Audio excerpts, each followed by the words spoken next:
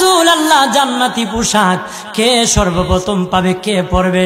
নবী বলেন, আয়েশা রে, জান্নাতি পোশাক সর্বপ্রথম আমি রাসূলুল্লাহ পাবো, কিন্তু আমি নবী সর্বপ্রথম পরব না। সর্বপ্রথম ইব্রাহিম খলিলুল্লাহকে জান্নাতি পোশাক পরানো হবে। কেন জানুনি?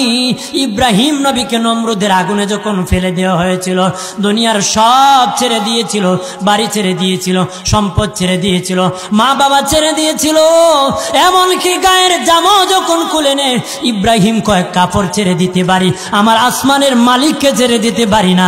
ওই দিন আল্লাহ ইব্রাহিমের সাথে অঙ্গীকার করেছিল, ইব্রাহিম আজকে তোমাকে সকলের সামনে উলঙ্গ করে লজ্জায় ফেলে দিয়েছি ইব্রাহিম, তারপরে তুমি আমাকে ছাড়ো নাই। আমি কিয়ামতের দিন সকলের সামনে মুসলমান, বেঈমান, কাফের, নাস্তিক যারা তোমাকে উলঙ্গ করেছিল তাদের সামনে আমি আল্লাহ আনুষ্ঠানিকভাবে তোমাকে কাপড় পরায়া দিব।